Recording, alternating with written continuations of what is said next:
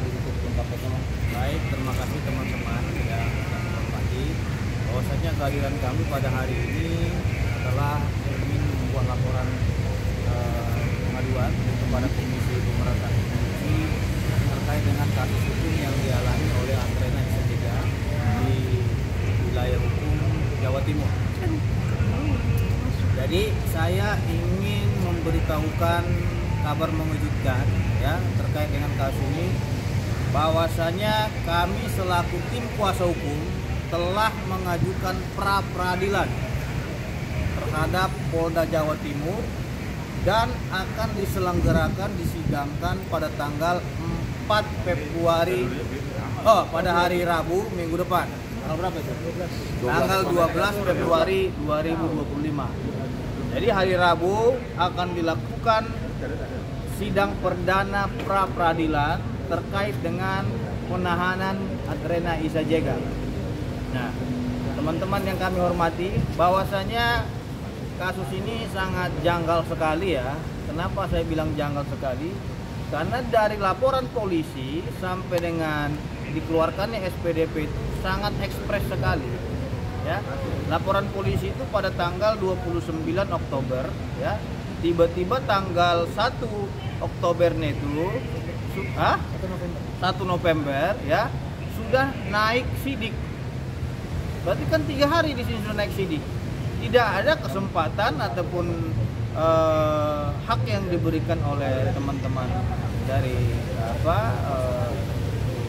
yang menangani perkara ini untuk melakukan klarifikasi ataupun undangan klarifikasi sehingga naik sidik terhadap Andrena Isajega. Jadi kan something wrong di sini, ada yang bermasalah. Dan ada juga yang menelpon saya, bukan 1-2 orang ya. Ada beberapa orang menelpon saya, dia memberitahukan adanya dugaan hengki-pengki gitu. Sehingga ini kasusnya luar biasa, sangat cepat sekali, cepat kayak kilat. Maka dari itu saya minta Komisi Pemberantasan Korupsi untuk mengusut tuntas ini ya, untuk mendalaminya. Kalau perlu memang ada keterlibatan daripada pihak pelapor dalam kasus ini, saya minta agar diproses secara hukum. Jadi ini adalah negara hukum, tentu kita harus sesuai dengan prosedur hukum.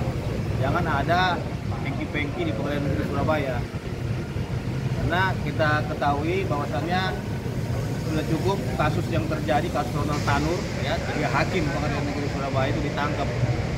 Nah, dan ada juga ex-ketua Pengadilan Negerinya ditangkap.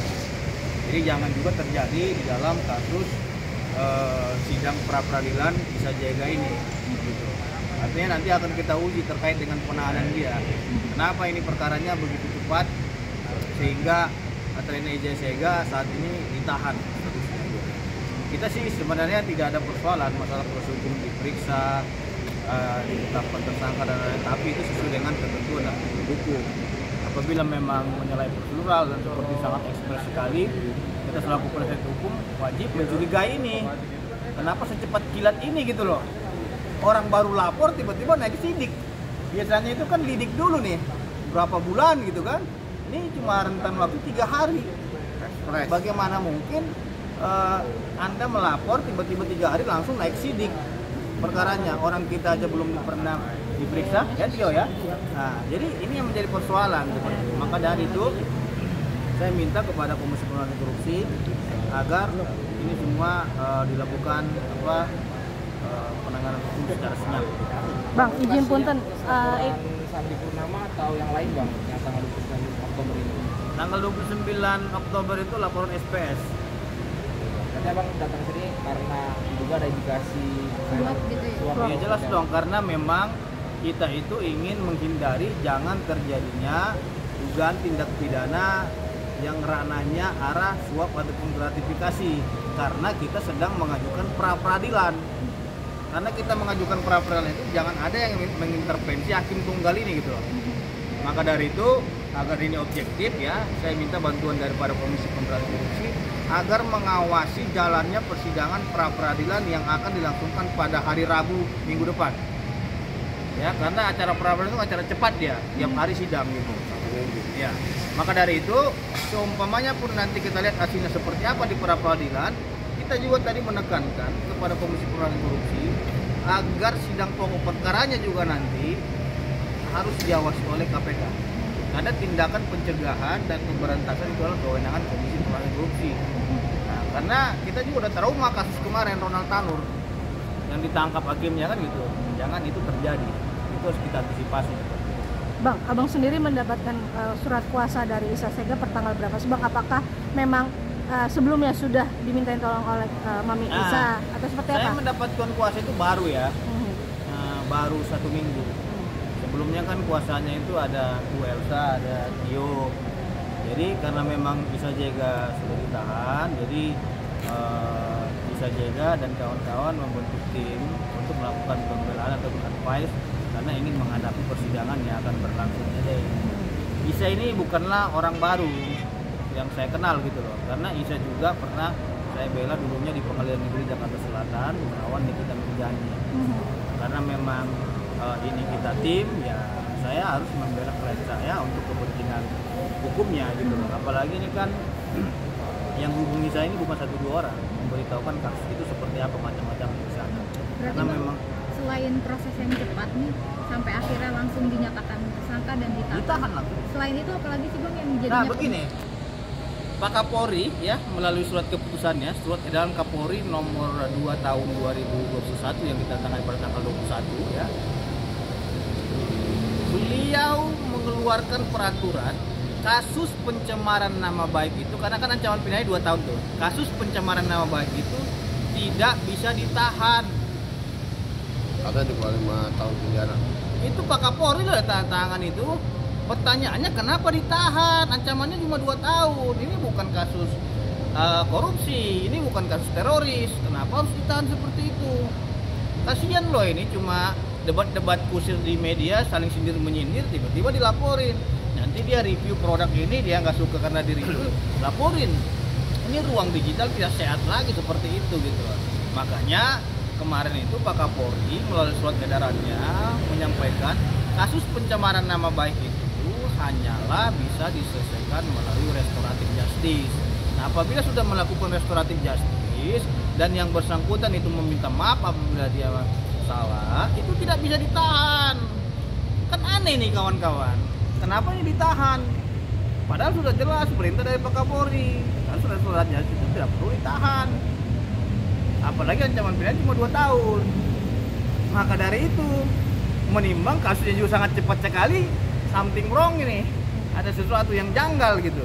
Maka dari itu, besok juga saya akan ke Badan Pengawas Mahkamah Agung Republik Indonesia dan Komisi Yudisial untuk menyurati dan membuat laporan juga terkait dengan kasus tersebut. Nah, abang sendiri sudah ada ini belum bang rencana mediasi dengan SPS sendiri untuk perihal kasus mediasi ini? Itu sudah dilakukan, tapi pihak pelapornya itu yang tidak hadir, hanya diwakili oleh kuasa hukum. Begitu Tio? Ya, begitu. Bagaimana mungkin dia mau mediasi, pelapornya saya tidak kooperatif? Seharusnya kalau dia membaca surat edaran Kapolri itu, antara para pihak ini wajib hadir. Karena kan yang berperkara pelapor langsung dan terlapor langsung, bukan diwakili orang lain. Ini kan persoalannya kan diwakili oleh orang lain, seperti itu. Artinya bang ada indikasi ini ada permainan hukum bang, yang kata abang tadi. Kecurigaan saya mengarah ke sana.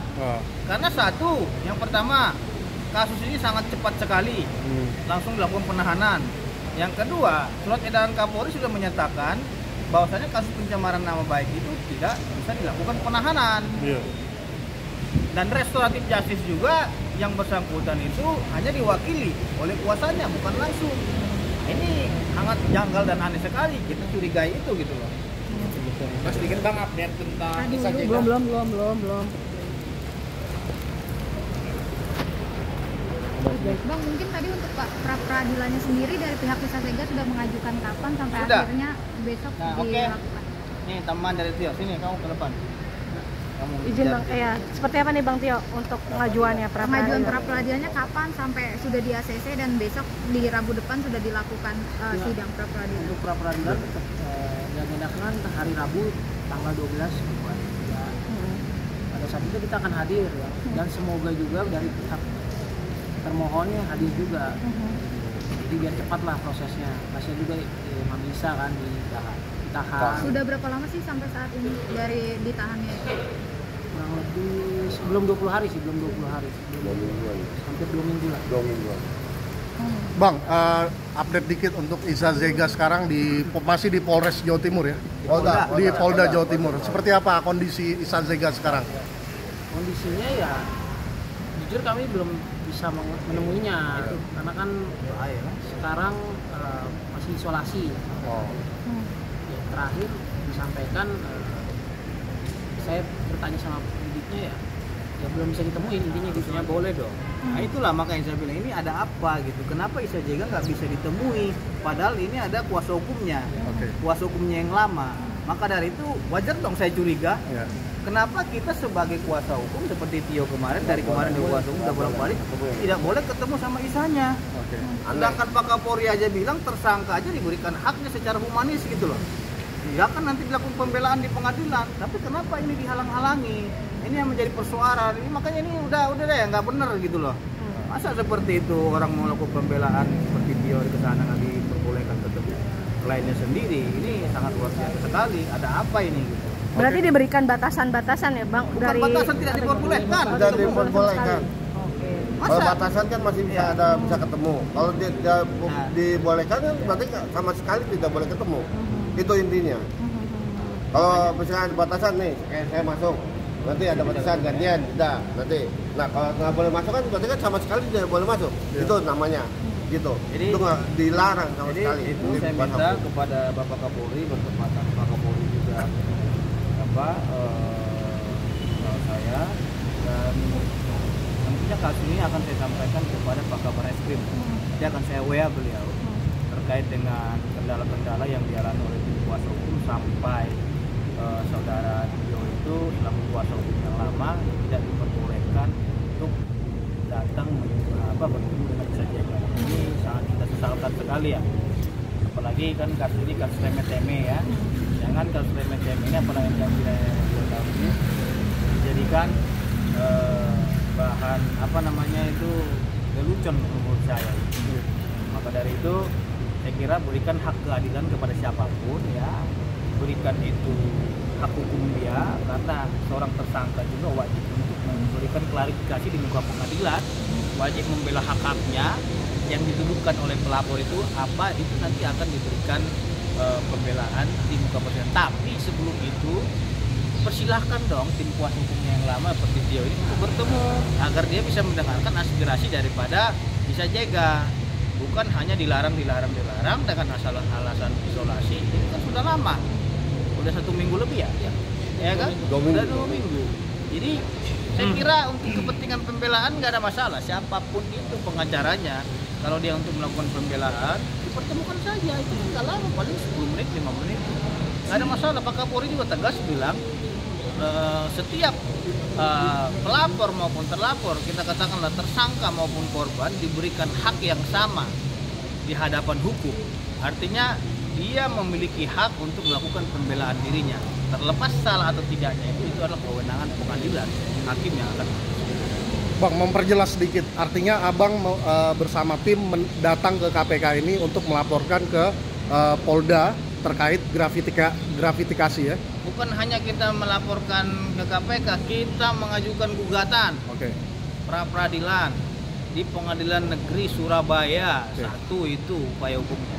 Yang kedua, karena memang kita sudah mengajukan pra peradilan, sidangnya minggu depan ya, pada hari Rabu, tentu kita minta pengawasan intern dari Komisi Pemberantasan Korupsi agar di dalam sidang pra peradilan ini tidak terjadinya hengki-pengki seperti kasus Ronald Tanur. Gitu loh. Jangan juga nanti ada hengki-pengki, diatur hakimnya siapa dan lain-lain. Nah, itu kita aminkan itu. Oke, Bang. makasih Bang.